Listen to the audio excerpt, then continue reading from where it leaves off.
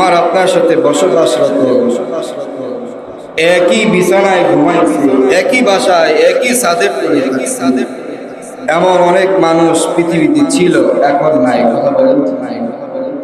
গত বছরও ছিল, এই বছর তারা আমাদের মাঝে নাই। আল্লাহ রাব্বুল আলামিন আপনাকে আমাকে বড় মায়া করেন, মহব্বত করেন বিদায় আল্লাহ রাব্বুল আলামিন এই অফারের মাসে আপনারে মহব্বত আর মায়া যদি নাই করতো, তাহলে আপনি অফারের মাস, সুস্থতার নিয়ামত আপনার ভাগ্যে যুক্ত না। আপনি অফারের মাসের আগে ইন্তেকাল হয়ে দুনিয়া থেকে বিদায় হয়ে যান।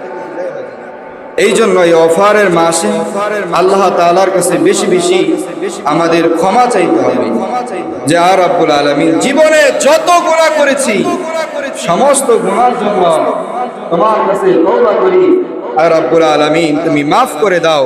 আল্লাহ রাব্বুল আলামিন অবশ্যই অবশ্যই মাফ করে দেবেন। এই জন্য এই অফারের মাস তো শেষ হয়ে যাইতেছে, অফারের মাস শেষ হয়ে যাইতেছে। দেখতে দেখতে আজকে 17 রমজান শেষ, 16 রোজা শেষ হয়ে গেল। দেখতে দেখতে 16 রোজা চলে যাইতেছে। কি সামান আনিয়া কবরের দেশে যাবা?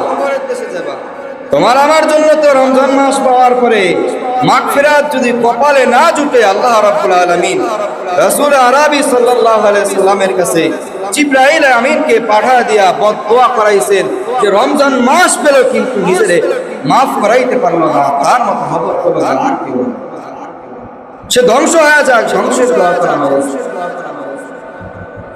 এই জন্য মুহতারাম হাজিরিন, যে কয়দিন এখন রমজানের বাকি আছে, এই কয়দিন আমাদেরকে খুব আগে যা করেছি সব কিছু বাদ, এই কয়দিন আল্লাহ তাআলাকে পাওয়ার জন্য একাগ্রত চিত্তে আল্লাহ তাআলার মসজিদে বসে যান, আল্লাহ তাআলার ঘরে বসে যান, আল্লাহ তাআলার ইবাদতে মুক্তি হয়ে যান।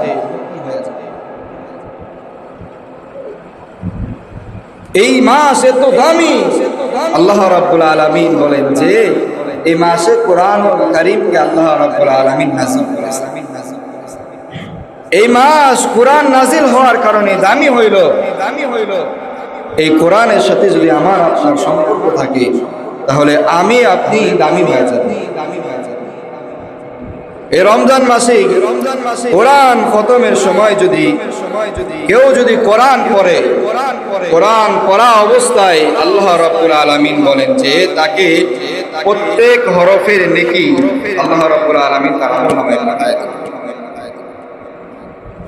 এক এক হরফে আল্লাহ রাব্বুল আলামিন কমপক্ষে 70 নেকি করে আল্লাহ রাব্বুল আলামিন তার আমলনামায় জমা করে দেন। এই জন্য রমজান মাস শেষ হয়ে যাইতেছে, কি আমানত, কি গনিমত আপনি কবর দেশে নিয়ে যাবেন। মাগফিরাত শেষ হয়ে যাইতেছে। আল্লাহ তাআলা রমজান মাসকে 3টা ভাগ করেছেন।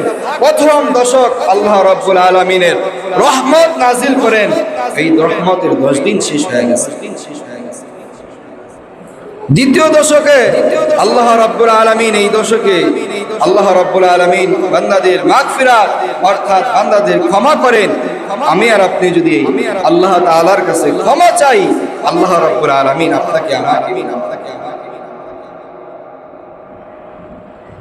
এই একটা মাস কিভাবে চলে যাইতেছে, সামনে যে নাজাতের 10 দিন আইতেছে, আমরা ওই 10 দিন কিভাবে কাটাবো, এটারও আমাদের রুটিনে আনা দরকার।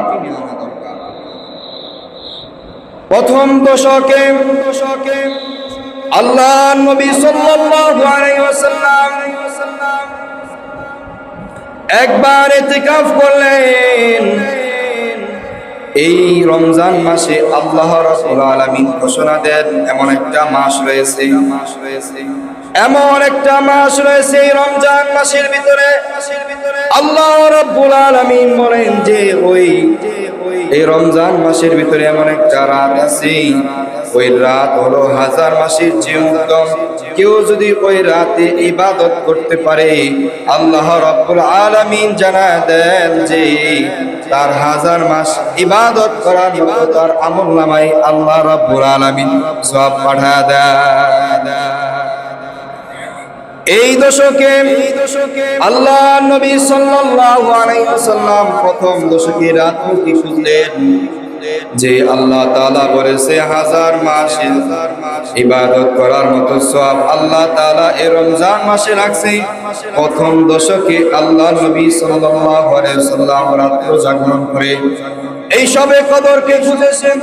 এই সবে কদরকে প্রথম দশকে পায় নাই, পরের বছর দ্বিতীয় দশকে আল্লাহ নবী সাল্লাল্লাহু আলাইহি সাল্লাম এই সবে কদরকে খুঁজেছে। দ্বিতীয় দশকেও সবে কদরকে খুঁজে পায় নাই। আল্লাহ নবী সাল্লাল্লাহু আলাইহি সাল্লাম তার পরের বছর এই শেষ দশকে আসিয়া আল্লাহ নবী সাল্লাল্লাহু আলাইহি সাল্লাম সবে কদরকে খুঁজেছে, সবে কদর পেয়ে গেছি। এই জন্য মুহতারাম হাজিরিন,